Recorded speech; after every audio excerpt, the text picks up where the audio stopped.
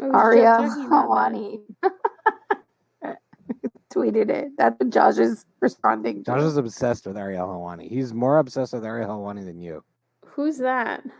Well, I'm obsessed with him in a professional way. Who's Although I did Ariel? name my child after him. Who's Ariel Walani? Okay, Ariel Hawani went to Herzliya. All right, here's Josh. All right, Lily's going to kick us off, and then we will start.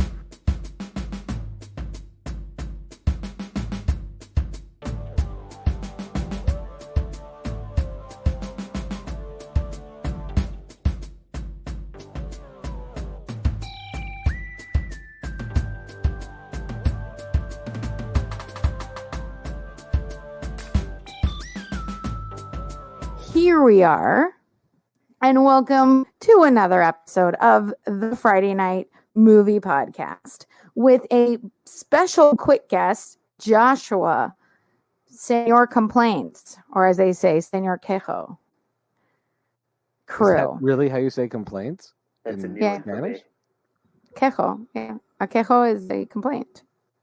So that's If we're Josh's using nickname. other languages, when I was in high school, they gave me a different name. Shai, do you remember we had a teacher named Madame Gauthier Blackburn, and she called me Josué.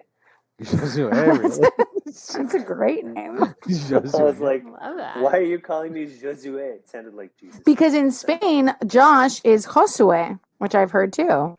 There you So go. I should just call you Josue. That's a common name here. It's Josh. It does sound like a saint's name. Yeah, I guess. So Josh is here for a brief moment before he has to run. And we had an emergency, a movie emergency that coincidentally Becky brought up and Josh brought up. It's like lightning bolt crashed in the heavens, and Josh had to appear on the podcast to talk about this preview. And it was tweeted, by the way, by fellow Herzliya High School alum, Graduate, yes. Ariel Ariel Helwani. Helwani. I've never met two people as obsessed with Ariel Helwani as Josh and Lily. Talk about him constantly, both of you. We do? Well, I would say that to be fair, he is probably one of the most famous MMA reporters and like that sort of genre of sports reporters, and that's the business that I'm in. He is the with my most husband. famous person to come from our high school since the writer Charles Krauthammer. Right. I don't know why Josh might be obsessed with him. I'm guessing that's an I'm obsessed with exaggeration. him, but I do it follow could him be on an Twitter. exaggeration. Yeah, it could be an I do follow him on exaggeration Twitter. on Shai's part. And if you go back into the eons, and I'm almost certain if it wasn't him, then it was lots of his friends. There was a brief period where I actually played full contact tackle football in a 2-team league called the JFL, the Jewish Football League, and I believe he might have been one of the players then. I remember Where is the screenplay for that movie? I remember going to those games, but I watched those games. I was definitely not physically able. You're delicate. Josh was a lineman, and Josh was by far one of the best players on that. He would play the down lineman both on Iron Man, offensive and defensive lineman. Were you just his cheerleader? Were you just watching on the sidelines? That's very cute. Cheerlead for Josh, for sure. It's very cute. Still are, I feel like, in life. Yeah, there you go. But get to your emergency, because Josh. So the emergency is that Ariel Helwani, although he is, his main job is reporting on all things MMA, he did report recently on the new trailer for the remake of Home Alone, which I didn't really know was happening. Josh brought it to our attention seconds after Becky was complaining about it and mesmerized by this thing that's happening. I don't know that I was complaining. I was just remarking on its existence. I guess you're right. And Josh brought it up. I was more opening up a discussion into the validity of its existence. And I think should not exist. So it's so appropriate because this episode is about remakes. We're talking about specifically gender reversal remakes, but whatever. We can go down the remake road for a second. Josh believes, is it because it's sacred? The original perfection, it should never be remade? Okay, let me give you the example. If you want to go remake What Women Want because Mel Gibson is canceled and Sure. Helen And it's a Hunt cool is whatever. concept. Like, yeah, fine, And it's go a do cool it. Didn't Do they a turn it gender into What reversal Men because Want? that was kind of funny. Exactly. It's on my list. It's a gender reversal with Yeah, Taraji P. so Henson. exactly. So there you go. But like the original Home Alone absolutely stands the test of time. Hard to argue with Joe Pesci, and I can't remember the other actor as the two bad Not Howard guys. Stern. Daniel Stern. Daniel Stern. Howard Stern. That made no sense. Daniel Stern. The voice of Fred Savage on The Wonder Years and other things. He's on Shrill as well recently. He plays the dad in Shrill. Sorry, guys, I cut out for a second there, but I thought you were just listening to Lily really I was intently listening to Lily pontificate. and but, not finding her funny. No, but I don't know That's what you said, really but I'm weird. assuming you were finding the name of the Daniel- person. But Daniel Stern. Daniel Stern. There My you go. brain. It Finding is him in like my a brain. near perfect comedy that has aged so well. I showed it to my kids. We all laughed. And it's just like, first of all, there's no way that kid is ever going to live up to the original Macaulay Culkin role in that Absolutely. movie. 100%. Like, or Pesci or Stern or Yeah, O'Hara or John Candy. Like, it's just too... Like, I feel like they should just relaunch the movie, put a disclaimer on it that people used to drive Oldsmobiles, and go with it. Like, This is a what period piece. Exactly. And just go, it's hilarious in its original form. And like, I'm literally watching the preview and the little kids like saying out loud, Becky, I feel like I learn all these things about how they move movies along. And the kid's like, I have to defend my house. No one can get back to my house. I'm like, we don't really need that. Will they ever be able to do like the video scene where he's like, get out of here, you filthy animal? Like that whole scene. Like they can't redo that and with make the it old better. movies. It's just going to be lame. Just YouTube clips or something. I mean, the whole thing is just a terrible idea. Why ruin something good? So when I see something like this and I want to complain about it, I just text you all. So that's what I did. And it was serendipitous. As can happen if you text us about something, you might end up on the show, which you did right now. And I think that's the perfect lead-in because I think sometimes these remakes are welcome. And I think your example of what men want versus what women want is a perfect example. Another remake that my daughters would weigh in on. My daughters, we just watched Big with them, and they liked Big, but my daughter said she loved Little, the version of Little with Issa Rae. She loved, and she said, I liked Little a lot more because it was more current. It was more for her age. It was more with the current. It's a girl speed. too, which is nice. Now, it's a classic for our generation, but I totally understand. Also, the older version is a little bit darker, and we watched it as grown-ups, and Allie just wept through the whole movie because she was now watching it through the eyes of a parent whose kid went missing for 6 weeks. So she just kept crying every time his mother was shown in the movie. Isn't it Mercedes Rule? Mercedes Rule. Who also one of the other actresses that was played by her mom. Yeah, it could have easily been played by her mom.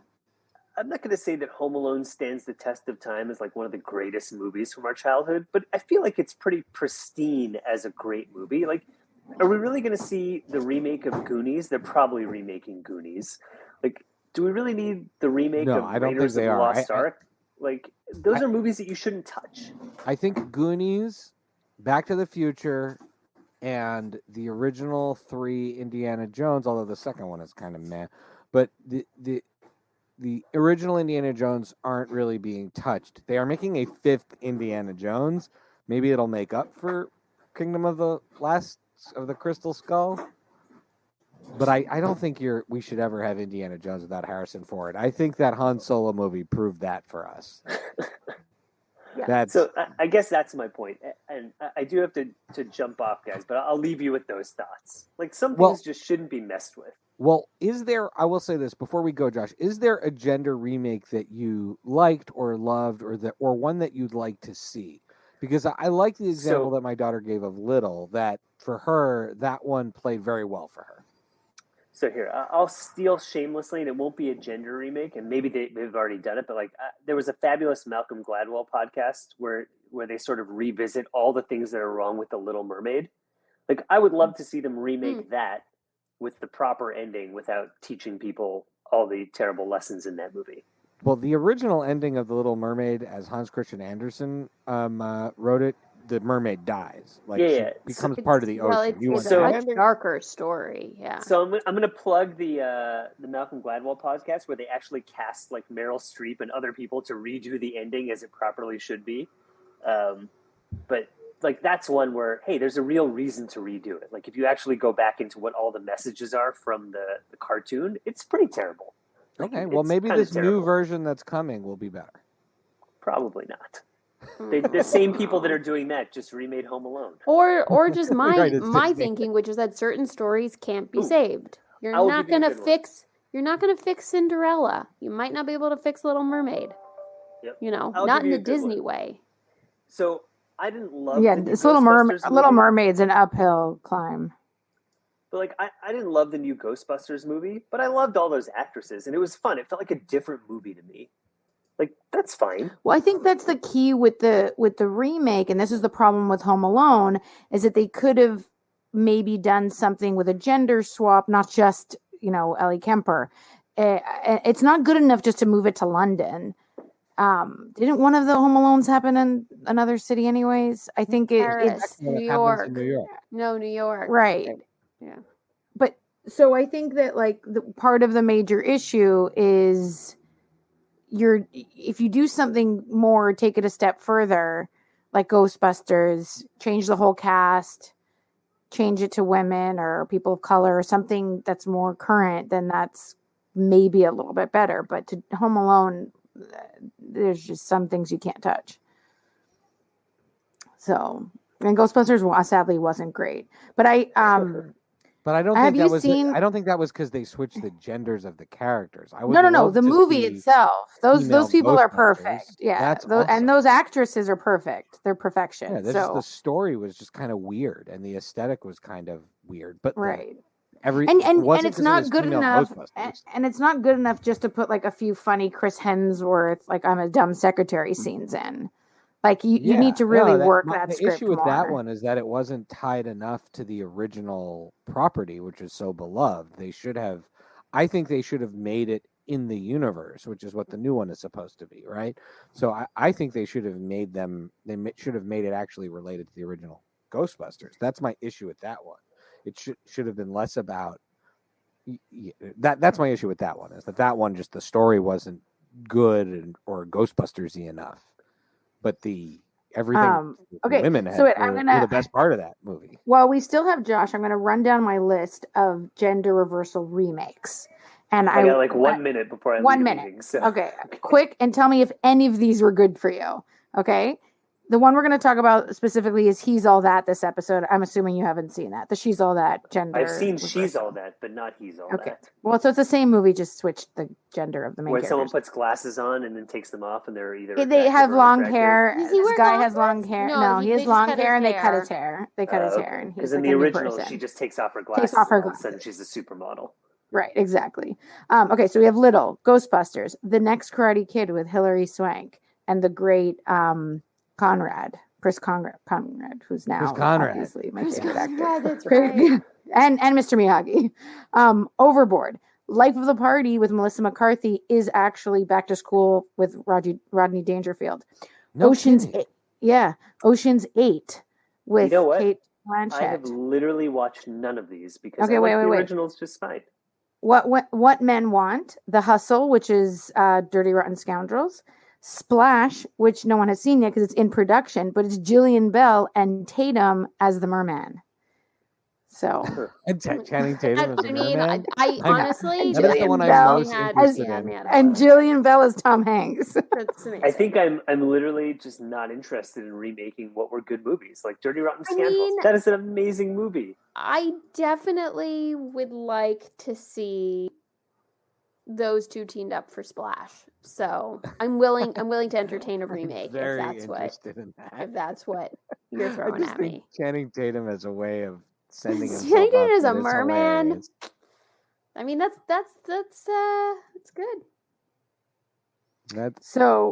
So we were going to talk about The Hustle, and I think The Hustle. So Allie and I went to see The Hustle because we love Rebel Wilson. Josh, thank you for coming. We love you. Josh, bye, thank you guys. for joining the See show. you. Thanks for having That me. movie was brutal. That Down movie with was Home brutal. Alone 2, The or hustle. whatever it is. See you guys. Sweet Home Alabama Home. And so the hustle, I'll say Allie and I went to the theater to see it. We love. Oh no, was it Allie? No, It was me. It was Lily. Lily and I went to see it, and we got the decadent popcorn. Remember? Yeah, the I got fancy that popcorn. huge mix of caramel and cheese popcorn, such that I think my kidneys and liver are still. I think digesting afterwards, it. they were like stuck. Yeah, they together. They like fused and I was together. so excited to go to a movie. Yeah, And we went. I hated every minute of that movie. And partway through it, I'm like, why is this just the same as stories so familiar? So familiar. And then I realized it was just a remake of Dirty Rotten Scoundrels with Rebel Wilson and Anne Hathaway. And you'd think that would be good, but it was just a shot for shot remake, and it was awful. It was so bad. It's not great. It was not great. And yeah, and I have to say, Ocean's 8 was a huge disappointment as well. See, right, guys? I thought that was a lot of fun. I didn't see it. I watched it with the kids. It was not good. And we totally enjoyed it. I love all those Can actors. we get to the main topic at hand? Because I am very... You're nervous. Excited. We're not going to have time. You're nervous. Okay. I'm gonna let's get to the main topic, but then I want to finish. What's our overall reaction so far about these? I think ultimately what it comes down to is it's not the gender swap is interesting. It's the execution that matters. Little is a really cool movie. I think it's the only one on this list that anybody liked. No, although I haven't seen What Men Want. What's good about Little? Here's what makes Little good. It's about. First of all, I didn't not like The Next Karate Kid. I saw it several times as a kid. That's not fair, too. Okay, that's say Little. Fair. I like The Little Next Karate Kid take the general premise, switch the gender, but they also change up the story, and they they don't just do a different. And the point about Ghostbusters was they changed the story. They just didn't change it well. But the ones that are total exact remakes, like Overboard, were like a disaster. No, that was the biggest piece. There's few movies I turn off. The Overboard with Anna Faris was unwatchable. Within 15 minutes for me. That movie was trash. I can't believe how bad that movie was. And that is a situation where it's not necessary to touch why don't we just make more movies with women leads, or people of color leads, or people of various sexual orientations, or the LGBTQ community? Why do we have to make old movies so people are comfortable and then they can see different characters in the role? Let's see more movies like Love, Simon, or let's see a movie which plays on a genre that everybody knows and just has a different type of story. Right. And it has people dealing with things that you don't in a way that you don't normally see played out, right? Let's see it from someone with someone who's non-binary's perspective. Let's see it with someone who's trans's perspective, and let's see just a different story rather than like Overboard, but the genders flipped. Like, was the worst. When also that movie, in the time that it was made, it is very problematic. Just because you switch the genders doesn't mean it's okay to treat someone that way. Like, it's the whole thing is problematic. We all love it. It gave us Kurt Russell and Goldie Hawn as a forever couple. Result, but we don't need Wyatt Russell. Wyatt Russell. No, wait. So who's Kate Hudson come from? Her first, the father, her husband. I don't know if they were married, but her first husband, I guess. And Oliver Hudson, the brother. But they call Kurt Russell Pa, I think, because he's their real dad. Anyways, the point is, outside of the Russell Hudson family drama, I would say that movies that we love in the 80s that could not be made today, should not and could not. Let's leave those stories there where they were problematic then and not good now. And we love them and they were made at a different time. However, everybody's into a new splash with Gillian Bell and Channing Tatum. That needs to happen for everyone. Channing Tatum is a merman. I mean, and it's interesting, how could that not work? What's interesting is that someone was saying, you guys, the 80s are finally over. Redoing the 80s, harping on the 80s is finally over because now the 90s or the 80s in terms of the distance of time that we've had to them. So now, do you know what I mean? And so the 80s are just going to become like what the 70s is, I guess, to us. And someone was like, oh, thank God, we're finally done with the 80s. And I felt like personally attacked, number one. And number two, the 90s, while it has some really great things, I just, look how many great 80s movies they tried to redo. I mean, if we can ever He's start All That and talking what, about He's All That, we can... On in 60 seconds, we're going to get a remake? I'm just saying we could discuss a little 80s homage moment at the end. Or not, 80s homage moment at the end of the movie. Shai, you can just guess what we're talking about because you didn't see it. But you'll know enough. I don't think so. See it to have talked about the movie, if that helps. No, you don't need to see it. I completely know everything that happened in this movie without having had to see it. Don't worry. Okay. So my question for Becky is Becky like an interview for Becky? Does this? We're going to kind of go rapid fire here. Does this remake work? Yes or no? Yes. Yes. Yes. Hard okay. yes. Hard yes.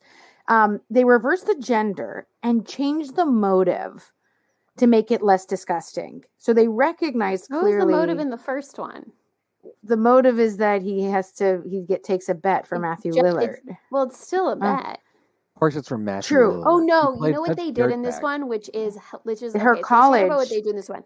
The bet in the other one, I don't think has like a altruist motive. They're I don't know what the correct term would be, but their version of like making everything okay, giving it the right excuses, that as long as it's for college, all behavior is excusable. Well, there were some very like key words that key search words that they plugged into this movie. Right. So and one was college. So the reason she's an influencer and she needs the sponsorship money is because it's for college. She's not an influencer because she's shallow. She's an influencer because she needs the money for college. So she loses her sponsorship. Needs to get her sponsors back because she loses her sponsorship and her followers because she reacts poorly when she finds her boyfriend cheating on her, has a snot bubble. Which, by the way, they somewhat touch on the double standards for what she's, the way people treat her in the incident versus the guy. But it's nice that they touch on it, but that's definitely what am I going to say? It's definitely skimmed over the fact that the double standards of what she's being held to as a young woman versus a young anyways guy. So she loses her sponsorship and has to get it back, and the way that she's going to get it back is by making over a loser into a prom king. That's going to get her lots of followers again, and her Kourtney Kardashian fake company sponsor will get her back, and she'll be able to pay for college because she's poor, but she's pretending to be rich. So they give her much more reason for doing this than they ever did in the original movie, which I thought was interesting. Okay. Why does Rachel Lee Cook whisper talk? Oh, that's what you're saying. But she's always whisper talk. Like when she's talking. I love Rachel Lee Cook. She always whisper talks. Even when she's on set, she whisper talks. That's how she talks. Even in Josie and the Pussycats. She's a whisper talker. Is she whisper talk? Can we have some more Rachel Lee Cook? Which I have to say, I thought Rachel Lee Cook was great in this movie. I thought she was she's adorable. In the new movie? Yes, she plays the mom. Wait, is it the same character? I wish it was. I don't know why they didn't lean in. They didn't make it the same character. I don't know why. They just make her mom. Maybe they don't have the property rights or something. I don't see why they didn't. But it was actually a really cute casting choice to have her back in it because she is doing a wink to the audience. And Matthew Lillard has a cameo at the end. And it's a great he's the principal's voice throughout the whole movie when he's talking in the school. Okay, so she's great. I'm glad she was in it. I think if you're gonna do a remake like that, it's nice to get somebody from the previous movie if you can to make a cameo. Yeah, you have her buy-in, which helps. So you know how they say that the costumes can be a character in a movie, right? So that's usually something that aggravates me a lot. Right. So the makeup in this movie, Shai, is the other main character. There is so much makeup on these children that I have to ask, is this based in reality? Do teenagers wear this much makeup? Is this real? I don't have a teenager. I don't know. We need to ask like the ether. Because the amount of makeup on these kids, I cannot believe it. It felt like their skin was going to suffocate and they would die. But are they? Is it because they're like makeup YouTubers? Because that's a thing. Yes. Part of it is they because do a lot of tutorials. She's a makeover YouTube, makeover Instagram TikToker influencer, but so she needs to wear a lot. When she's having idea is that she's wearing so much makeup throughout the movie, and then when she finally learns to accept herself, then she doesn't still wear wears as makeup. Much makeup. No, she still wears a lot of makeup. A ton of makeup. She's just wearing more neutral tones than like bright red lipstick. She's having Shai this like her first intimate moment with the loser guy, who's the kid from Karate, the Cobra Kai show, Robbie from the Cobra Kai show, who does martial arts in the movie. Wait, Robbie is the loser? Robbie. Exactly. Yeah, they make him, they paint his face white to make him look very pale. They make his hair look very dirty. And they put good for that guy that he's getting a beanie on his head. Like a ski hat on his head. A toque. Thank you. That's the word I was looking for. They put a toque. When we were kids, the nerds were Anthony Michael Hall. That's a nerd. No. This guy at high school, when we were in high school, this character would have been by far the most popular kid. Like more popular than Ariel Helwani. Oh yeah, and Ariel Helwani is pretty popular. But like, if you can just look at a snapshot of what he looks like during this movie, you're watching this from our age group, and you're like, wait. He is the popular kid. What does she have to make over? But I think you'd appreciate they're in there like having their like first intimate kind of moment, and he shows her his dark room, and he goes, "I got this dark room for my 14th birthday." And my favorite line, and she goes, "Oh my God, you've been taking pictures your whole life." Like he's 18. So I thought that line was so good. Whoever wrote it knew what they were doing because that's so funny. That's what I think about this movie. I think the adults making they had to know. So because there is some looking at the camera in this movie? I think so because he goes to wipe off. He takes like a dirty cloth and he goes to wipe off her makeup, being like, "You don't need this lipstick. And you don't need this like foundation or whatever." And then he goes to pull off her like fake eyelashes. And she's like, no, those are glued on very tight. Please don't rip them off. So I think it is a wink. I think the adults knew what was going on. When they made all right, next question. Becky, should all movies have a 5-minute dance-off at the end?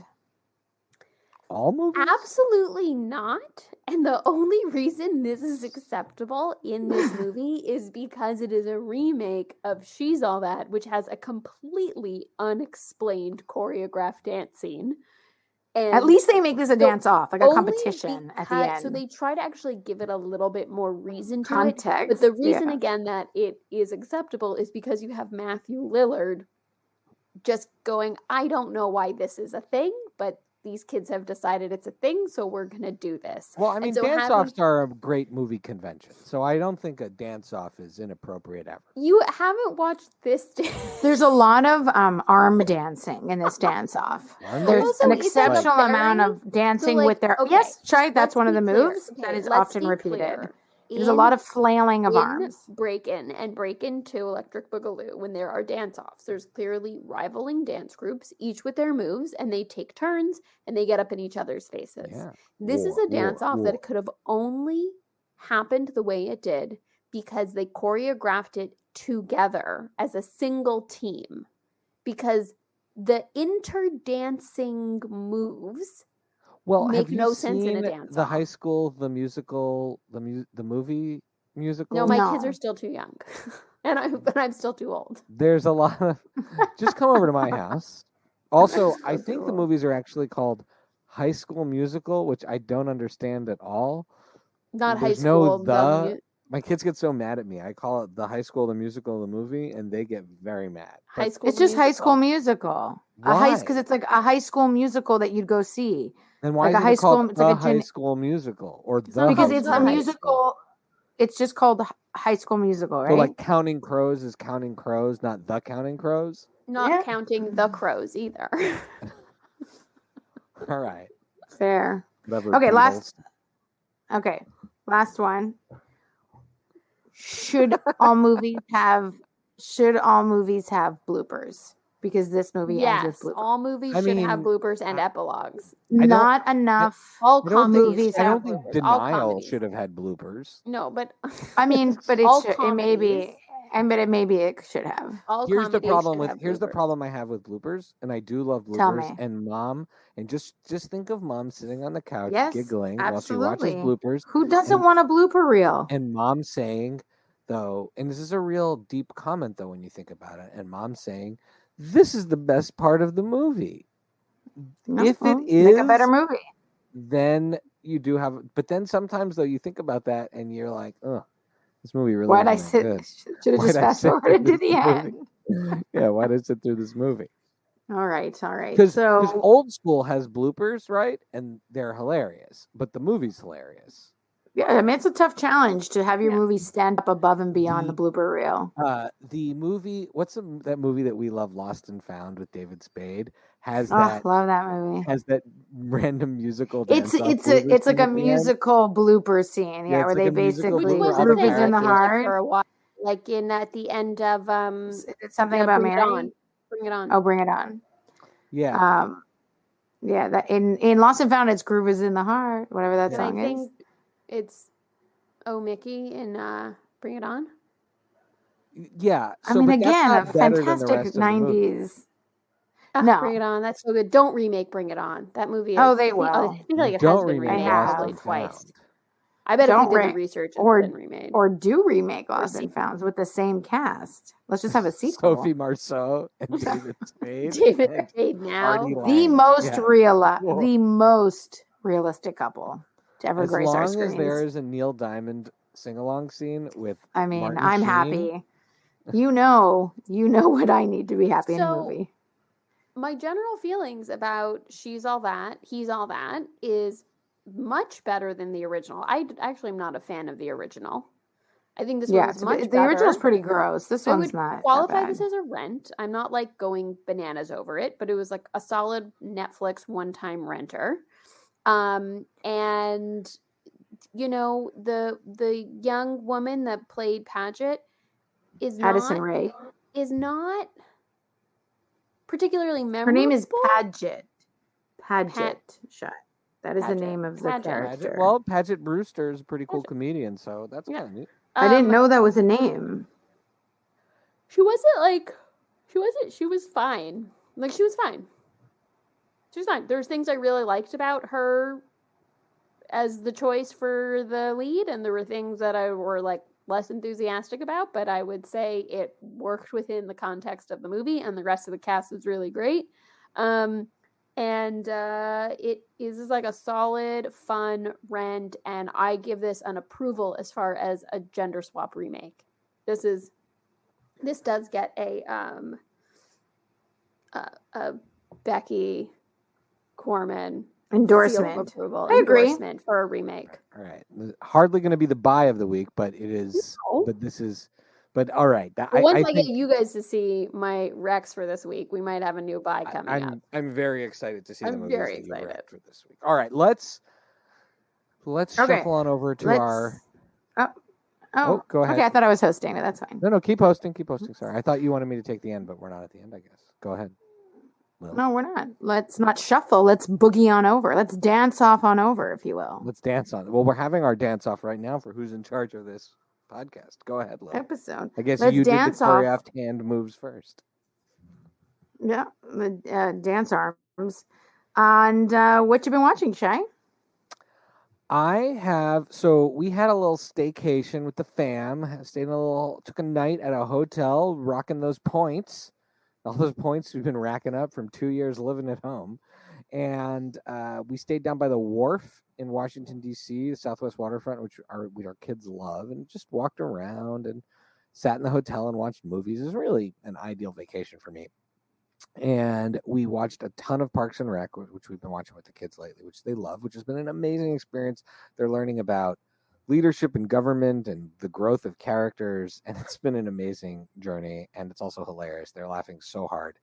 And so that's been amazing. Also a lot of Bob's Burgers. And then in terms of movies, We watched Free Guy, which I think Becky watched also, and I gave. Oh yeah, I forgot I watched that one too. That was Free awesome Guy this was a middle ranged rent. I have to catch that up. I would say we're going to do an episode about that, right? Yeah, I would say my main takeaway from Free Guy is that Ryan Reynolds wears a Henley throughout the film, and my wife bought me some Henleys from the what's it called, t-shirt company that. No, it's the company Fresh Clean Tees, which is a t-shirt company for like dad bods, but it still makes you look good in your shirt. And Becky and Vlad thought I looked good in the Henley, so I will thank Free Guy for inspiring me to dress in clothes my wife bought me. So that was my main positive takeaway from that movie, and it just mostly made me want to watch Tron again. And then Addams Family 2. I really love the first Addams Family animated movie. The second one, with a voice cast that is so amazing: Oscar Isaac, Nick Kroll, Charlize Theron, Chloe Grace Moretz, and Wallace Shawn. It was the worst story. Was story. It's just you. I mean, come on.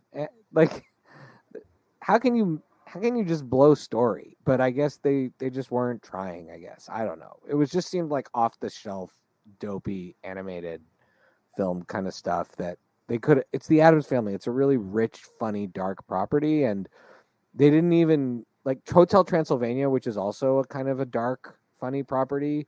In 3 movies, actually got better and better with each movie, and this one was just so stupid, and I'm really bummed. But the voice cast is really funny, and in that sense, it was fun to watch the kids. But even our kids were like, what is this plot? They're like, what is going on here? So annoying when they screw the pooch like that. And then I'll say there were 3 shows that had seasons that kept me like, I was wondering where things were going to go based on the quality of the seasons for different reasons, that all had phenomenal finales. Heels, because it was a new show, and I wanted it to be good, but just wasn't sure how good it was going to be. The season 1 finale was fantastic, and Stars better not blow this. Can't wait to watch. They better renew this show, and people should watch it. It is a lot of fun. I really think this is a terrific, cool show with great acting. Stephen Amell and the rest of the cast is really, really good. Kelly Berglund is the breakout star of that show. She plays Crystal. She is the MVP of that show, and people really should get on that show. Billions season finale was out of this world, and I'm not going to say anything else about it.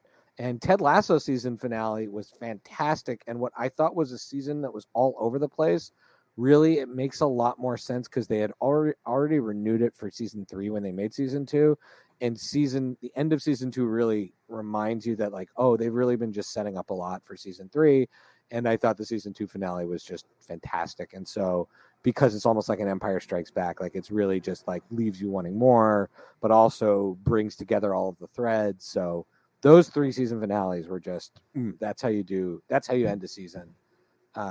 Really satisfying. And the next one I have to finish is Only Murders in the Building, which I can only hope has as good a season finale. So waiting to watch that one soon. All right.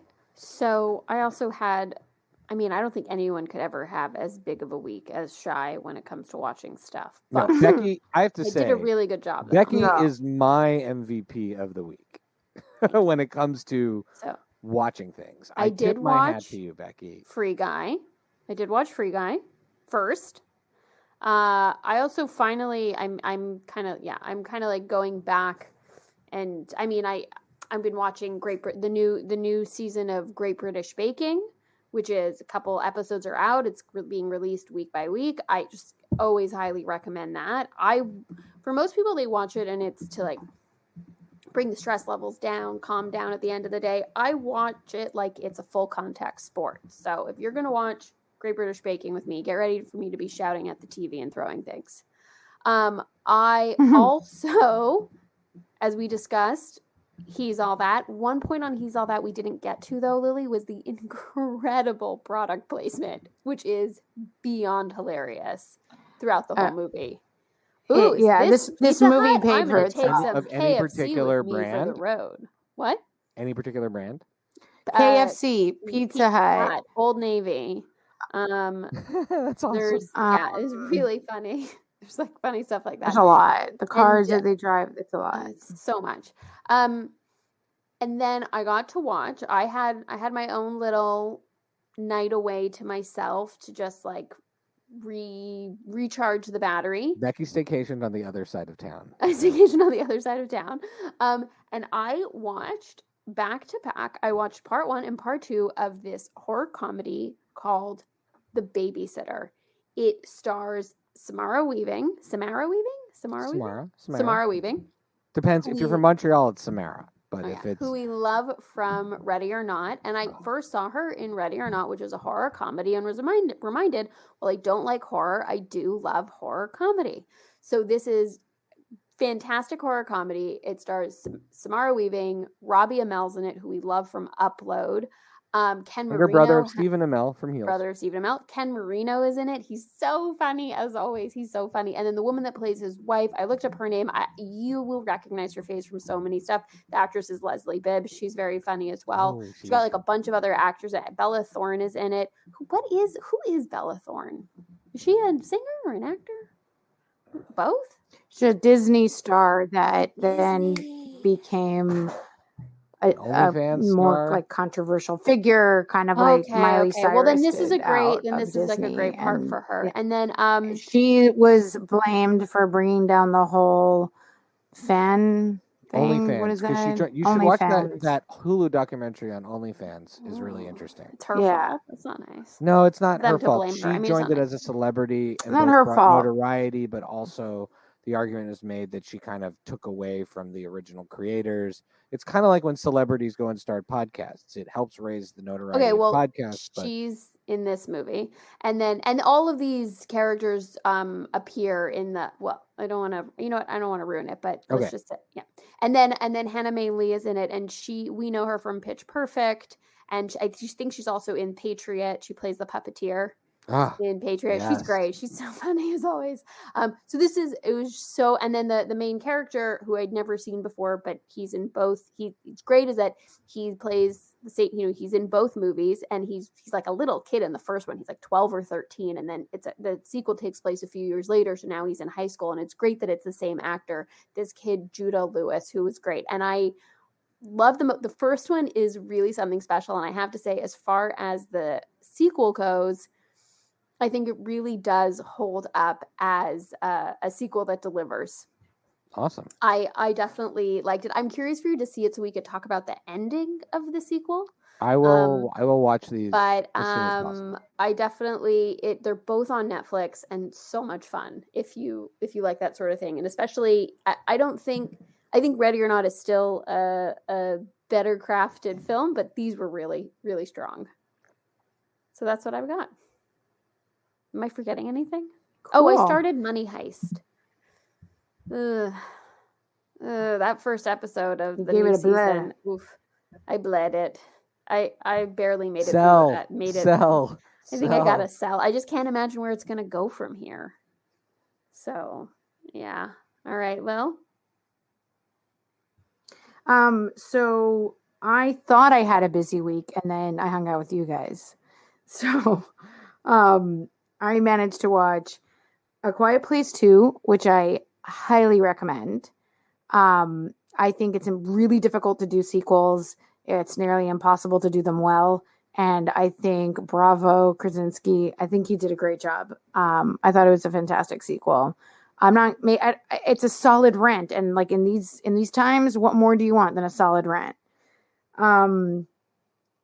Yeah, I don't think I would buy it because I don't need to see it many times, but that's just, semantics at this point. Then we watched The Guilty on Netflix, which is the new Antoine Fuqua movie with Jake Gyllenhaal. I'm curious what other people think about this movie. He's a fantastic actor. He's amazing. He can do anything. But I think the themes, there's a sort of a sneaky twist at the end, which is a pretty good twist. You kind of, I could see it coming, but the themes though around in the movie kind of are heavy, and then they really hit you over the head. I know in Training Day, the stuff is kind of pushed in your face, but in a really good way, in a really sort of like shock therapy way.